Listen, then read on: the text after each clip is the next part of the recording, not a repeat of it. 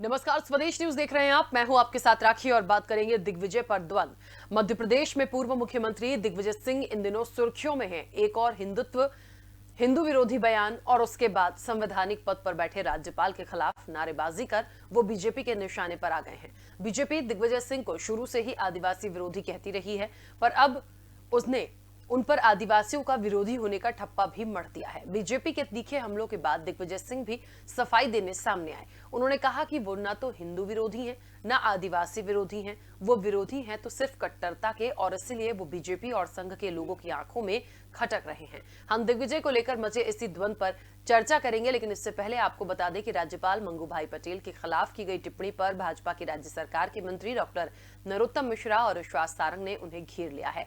दिग्विजय सिंह के खिलाफ राष्ट्रपति को शिकायत करने की तैयारी की जा रही है।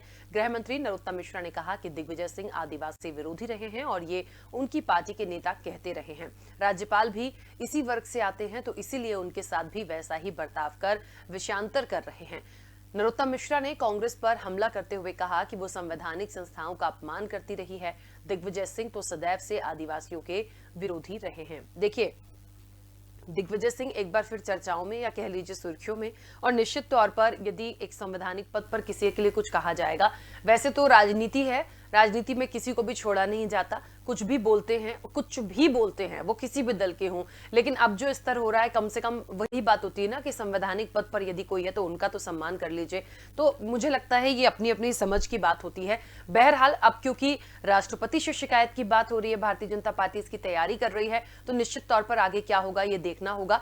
चर्चा की शुरुआत करूं उससे पहले कुछ प्रतिक्रिया है, वो सुनते हैं। दिग्विजय सिंह ना हिंदू विरोधी था, ना हिंदू विरोधी है, ना हिंदू विरोधी रहेगा।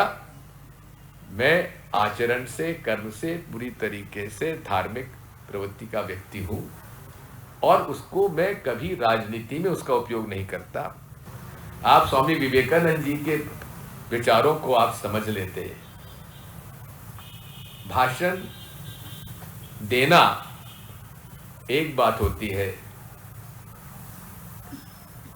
फूल माला पहना देना, मूर्ति बना देना एक बात होती है, लेकिन उन विचारों को अपने जीवन में उतारना एक दूसरी बात होती है।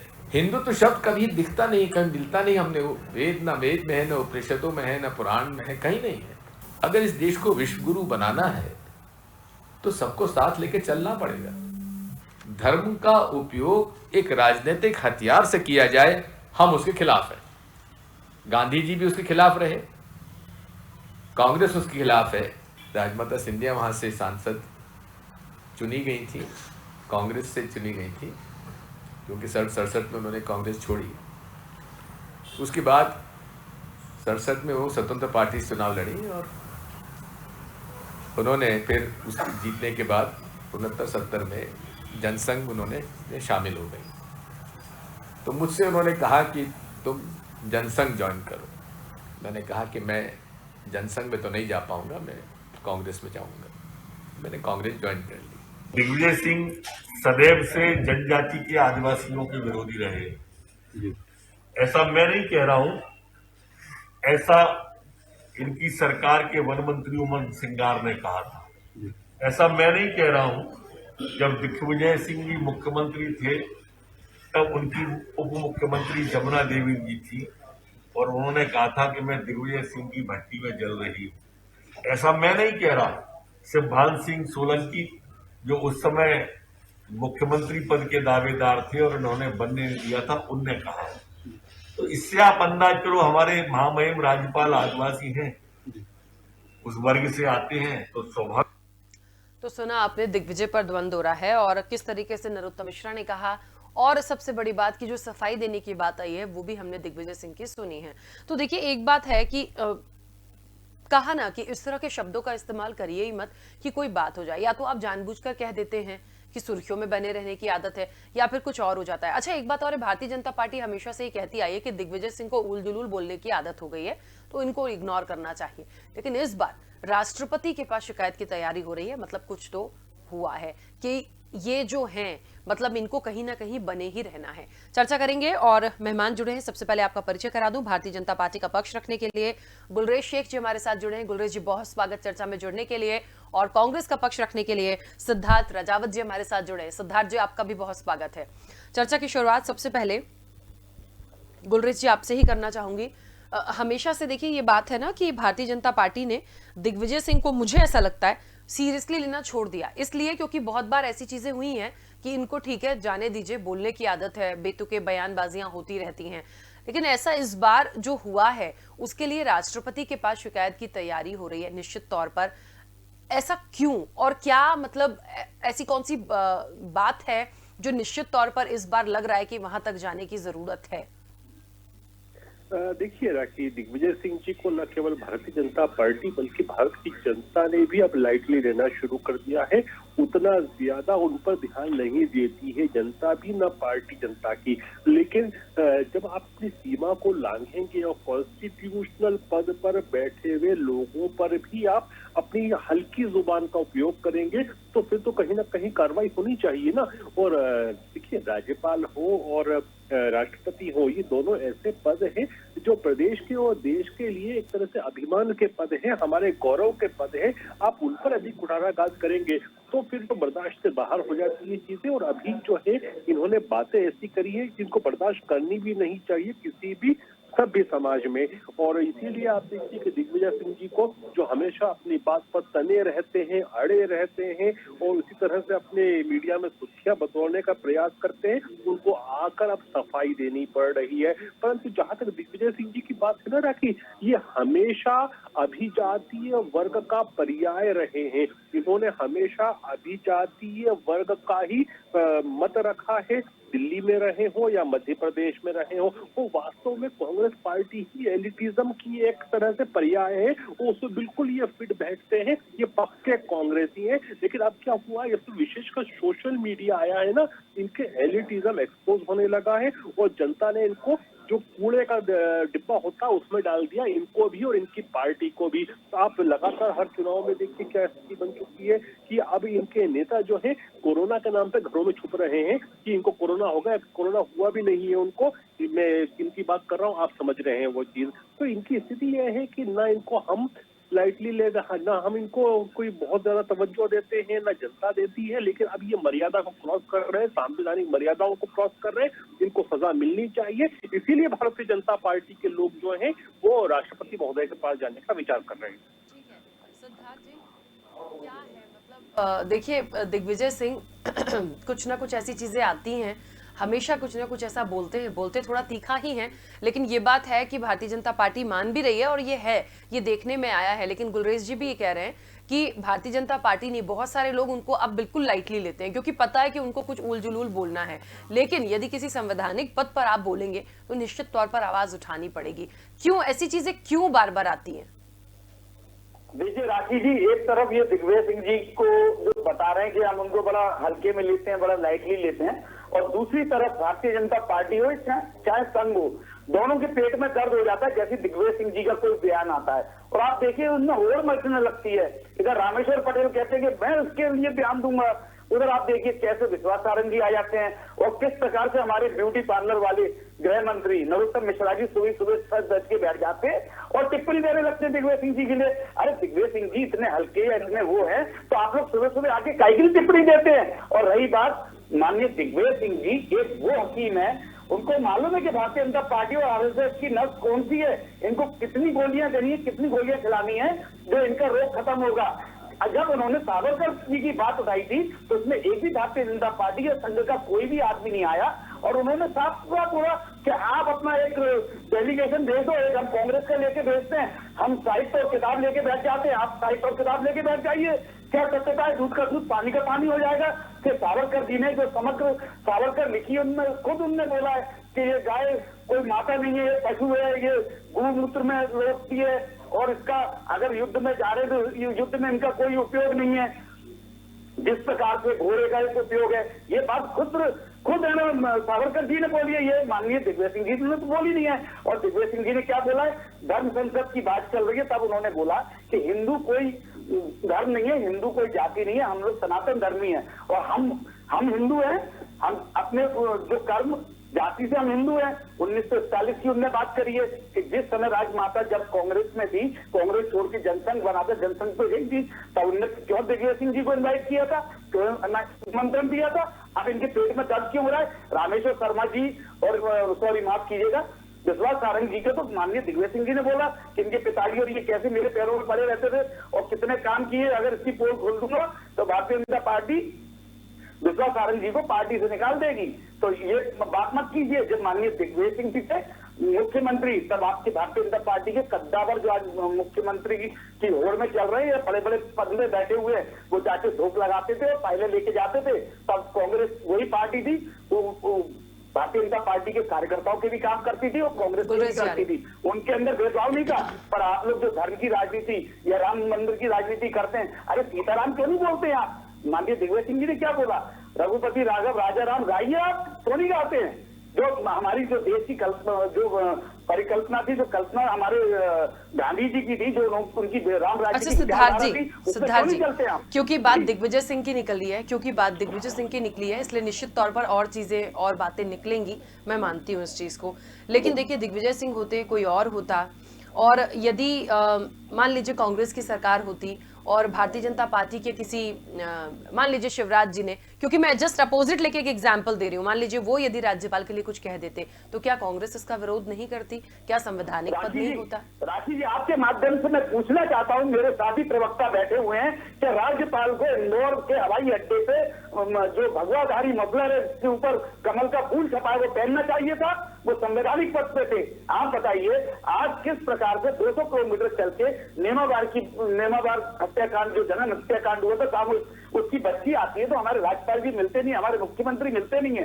तो क्या जिम्मेदारी है कि आप भारतीय जनता पार्टी के आपके ऊपर क्या छाप लग गया है? जिस समय आपने संवैधानिक पद की शपथ ली थी, राज्यपाल की शपथ ली थी, तब आपने एक शपथ में बोला था कि उसमें जो नियम रहते उस नियमों का मैं पालन करूंगा। क्या पालन हुआ? ये आप पूछिए इनसे, क्या कारण था कि हमारे राज्यपाल जी ने भगवा मफलर पहना? क्या उनको संवैधानिक पद पर रहते हुए उनके गरिमा के साथ उनको पहनना चाहिए? बात रखिएगा अपनी, कुछ कहना भी चाह रहे थे। देखिए राखी, दिग्विजय सिंह जी ने एक बात कही कि जब मैं 10 साल तक मुख्यमंत्री था तो इनके नेता मेरे पास आते थे और काम कराते थे।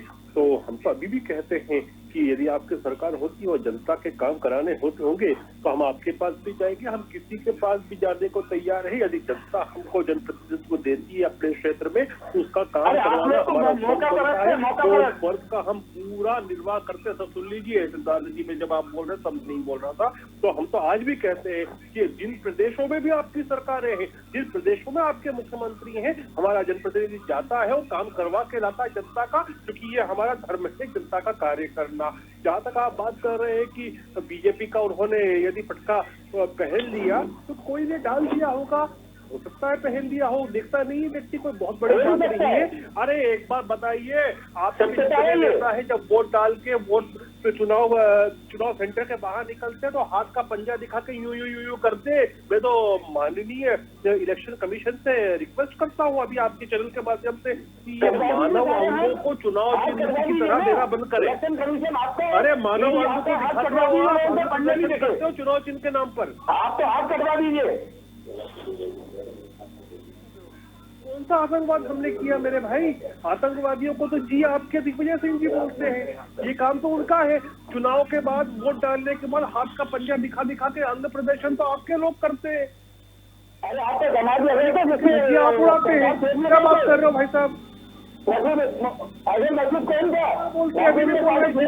आपकी सरकार है, हमारा जनप्रतिनिधि आपके मुख्यमंत्री के पास जाता है, जनता काम करवाएंगे। आपका पहला प्रधानमंत्री था जो बिना बुलाए और सीधे गया नवाज शरीफ के पास, और आप बात करते हैं अजय मसूद कौन था? करना होगा हम करेंगे, उसके लिए हमको देश के लिए हमको जो करना होगा करेंगे। कांग्रेसी के पास भी जाएंगे, जिसके पास जाना होगा, राष्ट्रहित में जाएंगे, और राष्ट्रहित में दबाने होंगे जूते भी मारेंगे, घुस के मारेंगे।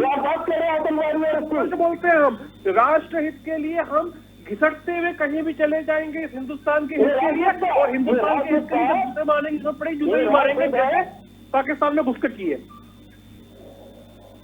मुझे ऐसा लगता है राजनीति की बातें कर रहे हैं। किस राजनीति की बातें कर रहे हैं आप लोग? वो हिंदुस्तान के हित के लिए भाई साहब अंग्रेजी की आप बता रहे बताइए हैं। कि हिंदुस्तान आपके नेहरू जी से लेकर जितने प्रधानमंत्री हुए सावरकर ने उन्होंने हिंदुस्तान के लिए क्या क्या नहीं किया, कितना नुकसान नहीं किया। 1962 की वॉर किस प्रकार से कृष्णा मेनन और नेहरू जी के ने भारत को हरवाई, हमने तो ऐसा कभी नहीं किया। हम तो राष्ट्र के लिए झुक भी जाते हैं। 1937 में यही श्यामा प्रसाद मुखर्जी सरकार बनाएंगे हमारा प्रधानमंत्री का युद्ध भी कृष्णा मेनन और नेहरू जी की वजह से ही हिंदुस्तान आ रहा है ना। शर्म आती है कि नहीं आती है? अरे क्या बात की शर्म, आपको शर्म आनी चाहिए। अजय मसूद को हिंदुस्तान में सबसे देश को कहीं अपनी निगाहें झुकाना पड़ी तो वो 1962 की वॉर में और उसका रिस्पॉन्सिबल कौन था? कृष्णा मेनन और नेहरू। तो खिलवाड़ आप लोग करते हैं, हम तो जीतने को भी तैयार होते हैं और जीतने के लिए भी तैयार है। आपके पास साथ है इस बात पे, आपके पास साथ है, दिखाइए साथ, दिखाइए। नहीं तो मेरे पे सावरकर का पूरे काले चिट्ठा रखा है, ये सावरकर का पूरे काले चिट्ठा रखा है। बोल के गए थे, क्या बात कर रहे हो भाई साहब? देखिए, मुझे ऐसा लगता है गुलरेज जी और सिद्धार्थ जी, मैं बहुत देर से सुन रही हूँ। मुझे ऐसा लगता है हम चर्चा कर रहे हैं कि एक संवैधानिक पद पर यदि किसी के लिए कुछ बोला गया है तो वो नहीं होना चाहिए, और यदि बोला गया तो किस संदर्भ में बोला गया, बात उसकी हो रही है। राज्यपाल को बताना चाहिए। आपके माध्यम से कार्रवाई की अपने वर्मा के ऊपर। एक बात भारतीय जनता पार्टी और महामहिम हमारे आपने कैबिनेट मिनिस्टर भी बनाया था, अलग अलग पदों पे भी रखा है, संगठन में भी रखा है, आज भी बड़े पद देकर उन्होंने राज्यपाल क्या बोला? ऐसे राज्यपाल को तो मर जाना चाहिए। आप सहमत हैं इस बात से? राखी जी, हाँ सिद्धार्थ जी बोलिए। राज्यपाल जी, राज्यपाल के बारे में क्या बोला? मर जाना चाहिए। पता है सज्जन सिंह वर्मा का बयान भी मुझे बहुत अच्छे से पता है। मैं इसीलिए कह रही हूँ, मैं वही हूँ, मैं इसीलिए उन्हीं सब बातों पे हूँ कि आखिर इस तरह की बातें ठीक नहीं होती हैं, वो कोई भी होता। राखी जी, आपके माध्यम से मैं ये बात पूछना चाहता हूँ कि क्या कारण है कि जो हमारे राज्यपाल हैं वो आदिवासी सुनिए, जवाब देना होगा। आप वर्मा ने जो कहा कि आप लोगों को चिल्लाना आता है, चिल्लाना सिखा रहे हैं आपको। एक मिनट गुलरेज जी, एक मिनट, इनका सवाल हो जाए, वो बहुत देर से कुछ पूछना चाह रहे हैं। हाँ पूछिए मुंह से पूछ रहे हैं। एक मिनट गुलरेज जी, अब चर्चा में बैठे सवाल देखिए, दोनों लोग ही बोल रहे हो आप, मैं तो एक विषय को लेके बैठी हूँ, यहाँ तो पता नहीं क्या क्या आ रहा है बीच में। राखी जी, मैं अपने महामहिम हमारे जो राज्यपाल जी है, मैं उनसे आपके माध्यम से पूछना चाहता हूँ कि वो आदिवासी समुदाय से वर्मा जी ने कहा, उनका खंडन करते हैं कि नहीं करते? चलती ट्रेन में कहने की आदत है, ये मालूम है कि जिम्मेदारी बढ़ती जा रही है। चलती ट्रेन में मत चाहिए, पहले सुन लीजिए, थोड़ा धैर्य रखिए थोड़ा। राखी जी, हमारे राज्यपाल जी आदिवासी समुदाय से आते हैं और एक बच्ची जिसके परिवार के सारे लोगों को खत्म कर दिया जाता है, जिसका सामूहिक नरसंहार होता है नैनाबाद में। वो 200 किलोमीटर पैदल चल के आती है और आके गुहार लगाती है राज्यपाल जी से। तो हमारे राज्यपाल जी इससे संवेदनहीन हो चुके हैं कि वो 2 मिनट के लिए आके बच्ची से नहीं मिल सकते, हमारे मुख्यमंत्री नहीं मिल सकते। आप ये देखिए लॉ एंड ऑर्डर कहाँ जा रहा है इस प्रदेश का, कहाँ जा रहा है? आज बैकलॉग के टॉप 1.5 लाख से ज्यादा खाली पड़े हैं। वो अगर आदिवासी बच्चे, SC/ST बच्चे आते हैं तो उन पर लाठीचार्ज होता है। कल NSL के बच्चों पे आप देखिए वाटर कैनन से कैसे उनको ठंड में बेचारे बच्चों को, कितने बच्चे बीमार हो गए। हमारे मुख्यमंत्री जी ने है। अरे आप कभी मामा मामी भांजा भांजी करते हैं, कभी आप इससे भी तो आइए, बात कीजिए ना। अरे आपको तो सीधे राज्यपाल जी से कहना चाहिए था कि राज्यपाल जी आप आइए, आपकी जिम्मेदारी बनती है, बच्ची आई है, उसको न्याय दो, उसके जो अपराधी उनको न्याय दो। क्यों नहीं? क्योंकि उसमें जितने अपराधी हैं भारतीय जनता पार्टी युवा मोर्चा के और विधायक के साथ ही है, सीधे सीधे उनको बचाने की फिराक में भारतीय जनता पार्टी। देखिए सिद्धार्थ जी और गुलरेज जी, आप दोनों जो बात रख रहे हैं, और सिद्धार्थ जी अभी आप जो बात बोल रहे हैं उस बच्ची को लेके कल भी हमारी एक चर्चा हुई थी, मैं इस चीज से बिल्कुल सहमत हूं कि यदि वो परेशान है, उसको न्याय चाहिए, वो मिलने आई है, मिलिए। लेकिन यदि नहीं मिल पाते हैं या कोई प्रदर्शन हो रहा है वहां पर या कांग्रेस साथ में गई है, तो क्या ये भी कह देना या गलत तरीके के शब्दों का इस्तेमाल करना राज्यपाल के लिए, क्या ये ठीक है? दोनों बातें देखिए ना। मैं इस चीज से सहमत हूं कि उनको मिलना चाहिए था, पर नहीं मिले हैं तो क्या हम उन्हें गाली दे देंगे या कुछ ऐसा कह देंगे?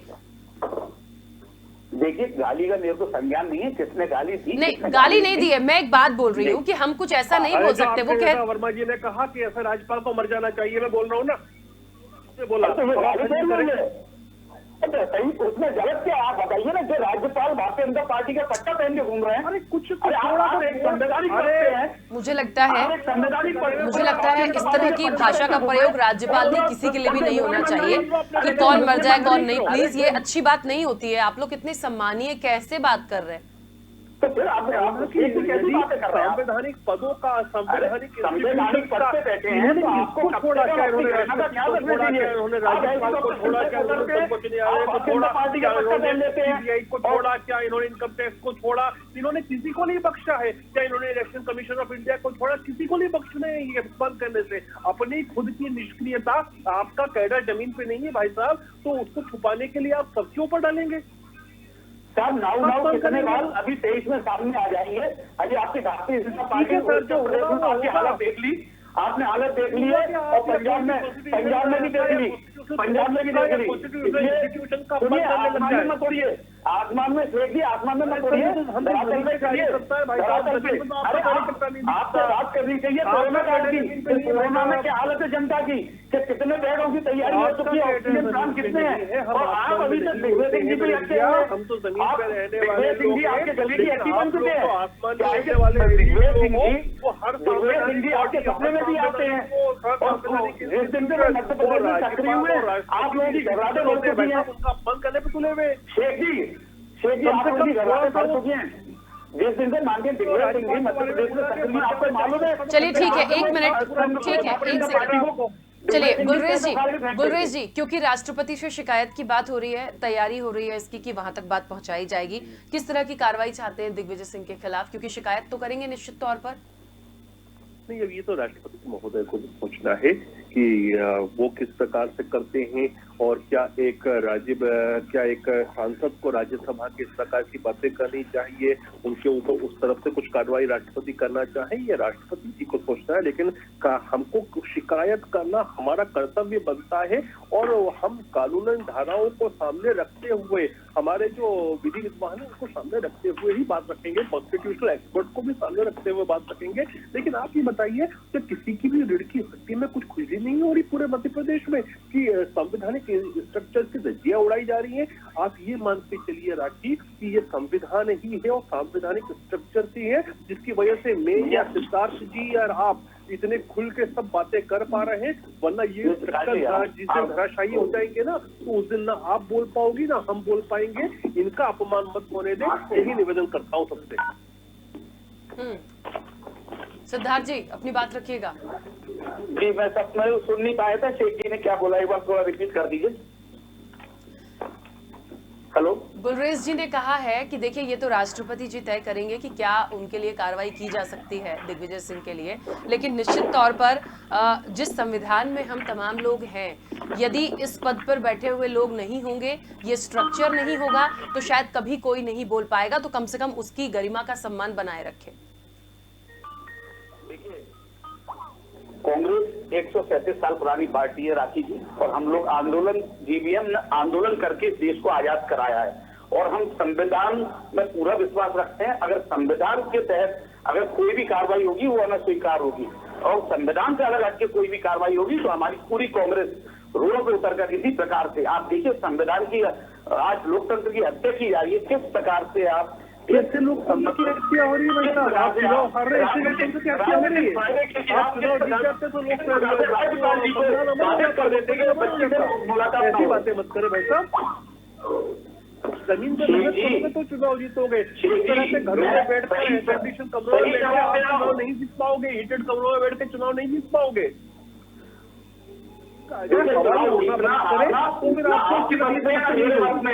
चुनाव जनता के हाथ में, जनता चाहती है चुनाव जिताती है, जनता चाहती है चुनाव आती है।